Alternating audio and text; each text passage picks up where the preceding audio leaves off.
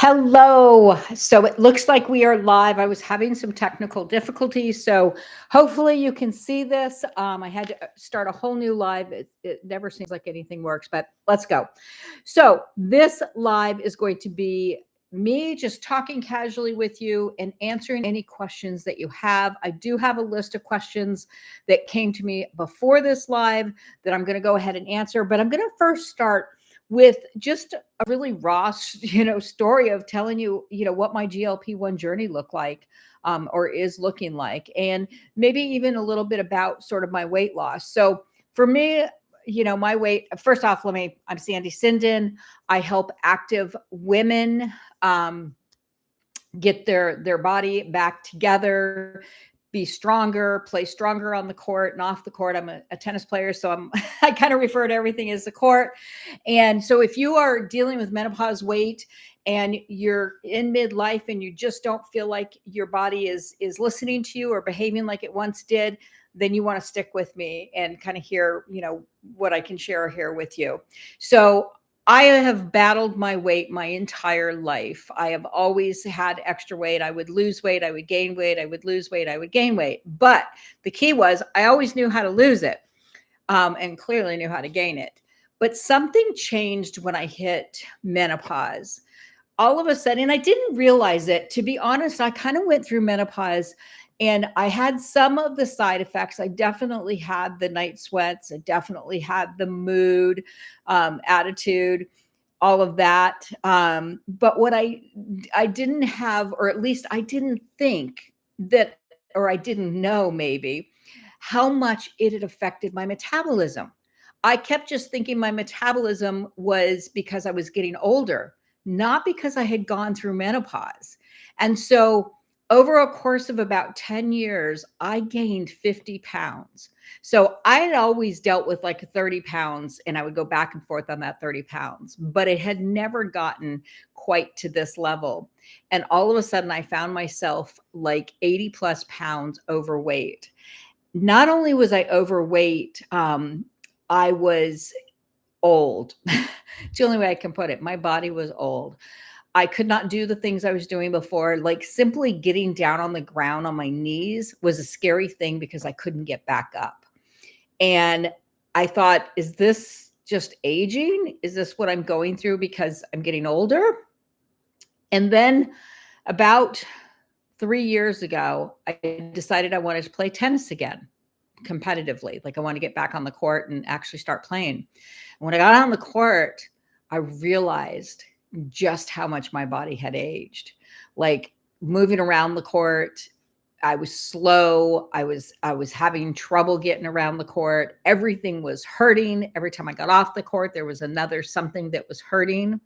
And I thought, what the hell is going on? And then about a year later, I got really sick and I also ended up having a panic attack. And I'll be honest, it was a bit of a wake-up call. And I realized at the time that happened, I was 61. And I thought, is this what the rest of my life is going to look like? Am I going to be one of these people that's always sick? One of these people that can't do things because their body won't let them do? Now, I don't know about you, but I've always been very active. I played tennis since I was a kid. I ski, both snow and water ski. I do anything in the water, surfing, paddleboarding. I live in California, so I'm a total ocean person. But all of that went away. Like I was scared to stand on my paddleboard because I was afraid if I fell, I wouldn't be able to get back up. Hold on one sec, guys. Like I said, this is going to be very casual. This is Lana Bell. Say hi to everybody. She's bugging the heck out of me to be up here and see what's going on. So I'm going to bring her on the call here with us. But I was struggling to, and sorry for the wet hair. I just got done with a 3-hour tennis match. Can you imagine a 3-hour tennis match? 2 years ago, there's no way I would have been able to make it. I would have like died trying to do that. And that's kind of where I was. I think I was telling you about my paddleboard. I was scared to stand on it because I was afraid if I fell, I wasn't going to be able to get back on my paddleboard. And even worse, I might hurt myself. And so I stopped doing a lot of things and I kind of just resolved myself to, well, this must just be aging. And, I didn't, attribute it. Well, yeah, that's actually, I did. It was also my weight, because at this point I was up 80, 90 pounds, which I weighed more than I weighed when I was pregnant with either one of my kids. Can you imagine that? I was like, holy shit, how did I get here? And so I started trying some different things. I hired a nutritionist and I hired a trainer. Now, I've been working out with a trainer for like 10 years, so it's not like I didn't know what to do. Same thing with food. I've gone to multiple nutritionists, not like I didn't know what to do. And so I started working with both of them, and I got a little bit of the weight off, but I just couldn't seem to move it. And what it was is my metabolism had stopped working. And there's a few reasons for that happening, that I've really become very in tune to now that I've kind of gone through this journey. Fast forward now, I'm down 40 pounds and counting. But I went to my holistic doctor and I was like, what the heck? Why won't my body let go of this weight? And so, he started doing different tests. I was on every supplement known to man. So then he sent me over to his homeopathic doctor who specialized in weight loss. And the first thing she said to me was, I think you're a perfect candidate for a GLP-1. Well, I don't know about you, but everything I had heard about a GLP-1 was like, no, not doing this. I don't want all these side effects, and we don't know what's going to happen long term, and blah, blah, blah, blah, blah, because I'd been listening to what everybody else said and what the media said. But I decided, because I had a couple of friends who I knew were on it. One had just fought cancer, and I thought, well, if she's willing to try this when she has just fought cancer, she's clearly done her research. And I said, you know what, I'm going to at least be open to do the research. And I started doing the research. And I was really surprised by what I found. Now, let me go in a little bit to my story, a little deeper, and then I'll tell you a little more about the research. So when I started, I got put on the 2.5. Sorry. Sorry about that. My son came home, which means my dogs are going to go crazy. So, like I said, I started on the 2.5, which is the lowest dose that they'll put you on, that you go on for your first month. Everything went great. It was working. I was losing weight. It got rid of the inflammation. It seemed to have got my metabolism going. And then I went to go to the second month, which is you double the dose to 5.0. And my body decided it did not like that in any way, shape, or form. And I got really sick. And so I made the decision that I was going to step back to the 2.5 and stay at that and see how I do there. And so I went back to 2.5, and it was working. I was losing weight. Now, I am going to say this. The GLP-1, although it is a weight loss drug, you are not going to lose weight on GLP-1 unless you do some other things to go along with it. It by itself does not take the weight off. What it does is it helps quiet down the noise. It helps take away the cravings. It helps with your metabolism, and it does help with the inflammation. But there are other things that you need to do with it. Now, I've been on it for about 6 months. And like I said, I've lost 40 pounds and counting. I have stayed at the microdosing level. And a lot of people ask, what's the difference between microdose and weight loss? Weight loss is just that you're going on the higher dosing that is Western medicine protocol, 2.5, 5, 7.5, and it goes up. Whereas microdosing is meant to be more for maintenance, but, and this is a big but, the microdosing has so many incredible things that it does for your body. Things like heart health, the inflammation that I told you, the metabolism. There are studies now that showing it helps with Alzheimer's and dementia, and they continue addiction, and they continue to find other things that are beneficial as you're aging. That's why I stay on it. It isn't about the weight loss for me. That's why I've stayed on the microdose. It's about all of the other health benefits that GLP-1 has given to me in the microdose level. So I wanted to clarify that, because a lot of what you hear really is the larger doses. When people are moving their dosing up, that's where people tend to have more of their problems. At the lower dose, I don't know anybody that's having those kind of problems. For me, the side effects, I don't get the nausea at all. And part of that is I have a protocol for the day of the shot and the day before that I follow. And that has made a world of difference for nausea, if you're going to have it at all. Which I can't say that when I moved up to the higher dose. Now, some people move up to the higher doses and don't have a problem. I just happen to be one, but I also happen to believe so strongly in the microdosing and what it could do for my body as I was aging that I made that decision to stay at that lower dose. And then the weight loss dose is just, it's a higher dose. So it does cause you to lose weight a little faster. But one of the things with the microdosing is it really gives you the opportunity to get the healthy habits, to put the lifestyle in play so that you're not doing any more of this yo-yo nonsense that happens. And so that's kind of what I know what I was going down the side effects. The other side effect is the constipation. So that is definitely one that a lot of people, including myself, have had. And I just made my little drink here, cranberry, sparkling water, and orange. And I try to drink this every day, and that helps a lot. Also, adding magnesium into your diet is a big one. So there are definitely things that you can do that will help with that. That was a challenge for me before, so it wasn't like something brand new. So everybody's a little different on what they're going to have. But let me jump in. And if you have any questions, go ahead and put them in the chat. But I pulled up the questions. And I'm going to try to go through these quickly.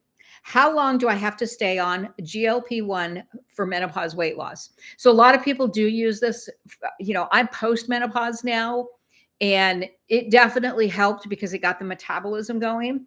So how long? Well, some people get the weight off and they decide they're done. They're not going to, stay on it. And this is whether you're on the weight loss or whether you're on the microdose. But then some people they find a microdose, and microdosing can be lower dose. It can be stretch out your time frame that you're on it.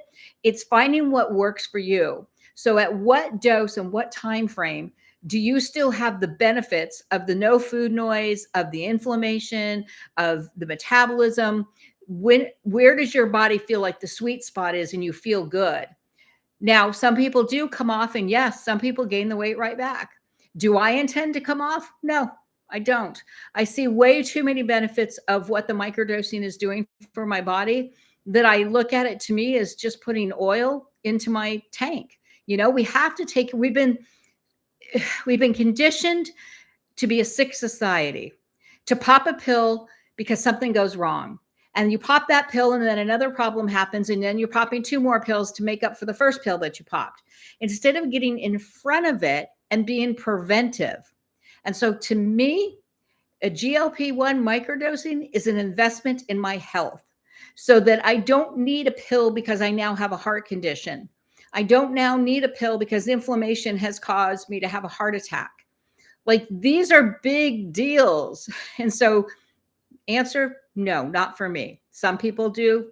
I'm not one of them. Will I regain all the weight if I stop GLP-1? Yeah, if you haven't changed your habits. And that's why the GLP-1, I think, is so beautiful, because it does help you not be thinking of, because I was definitely one that was thinking about food. And I was also one that ate the wrong food. So I didn't eat a lot of food.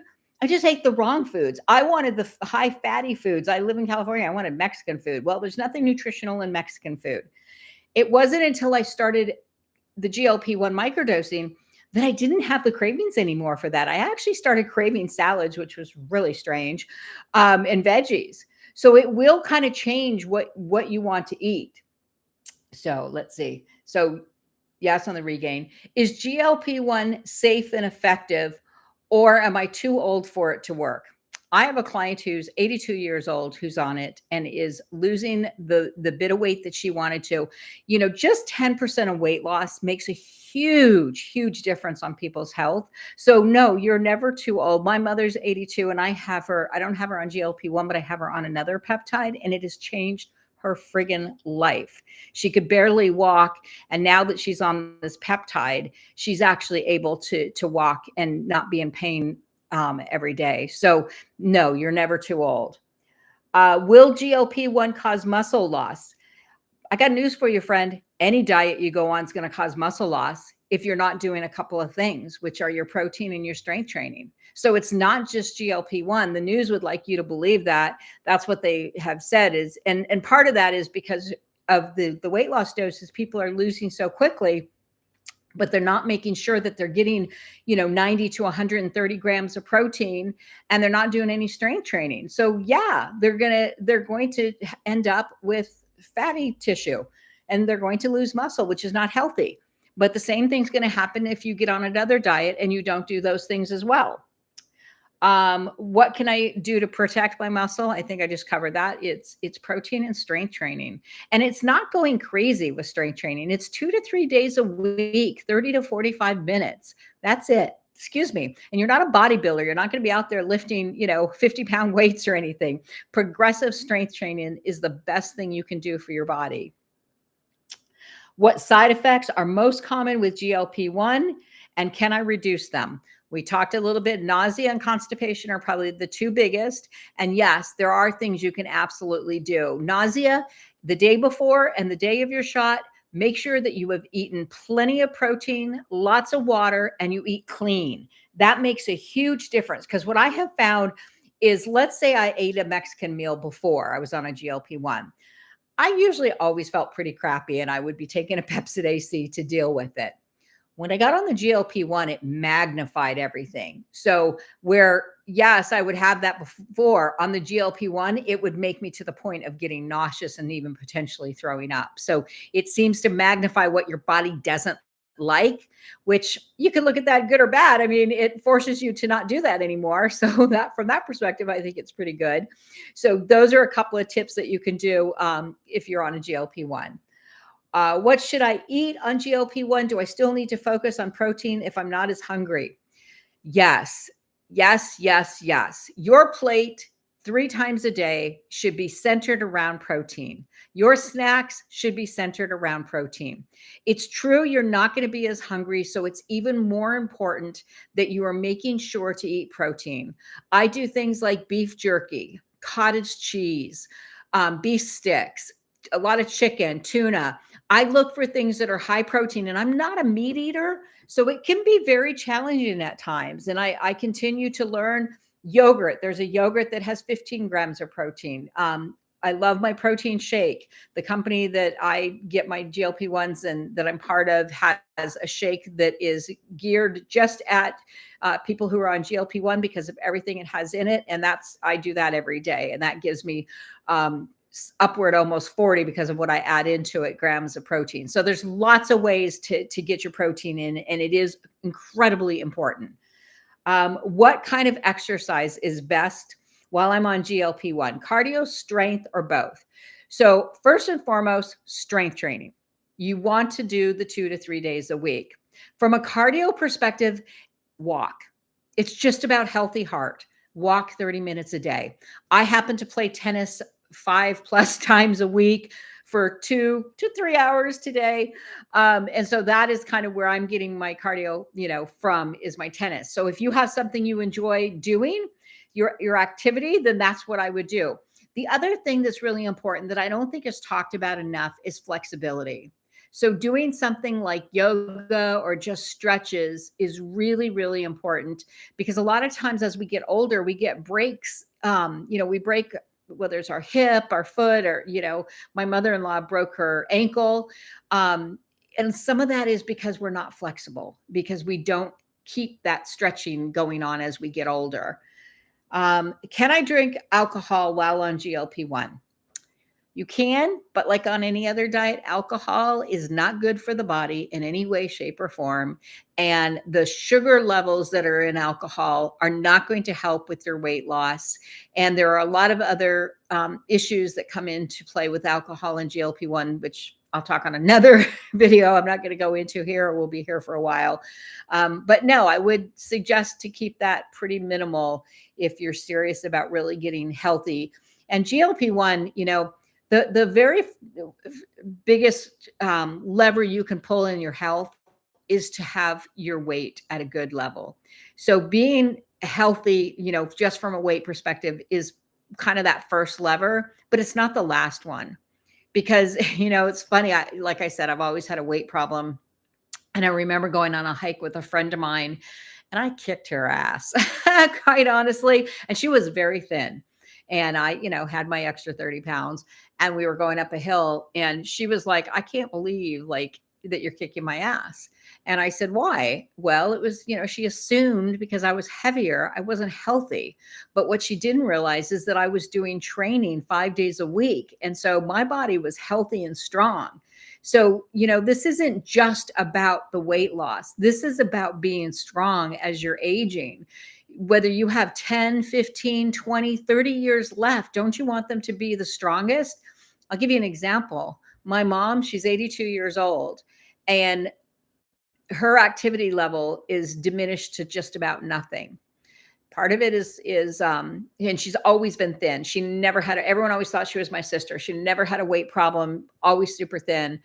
And she married someone who's not so active, and so her lifestyle changed a lot.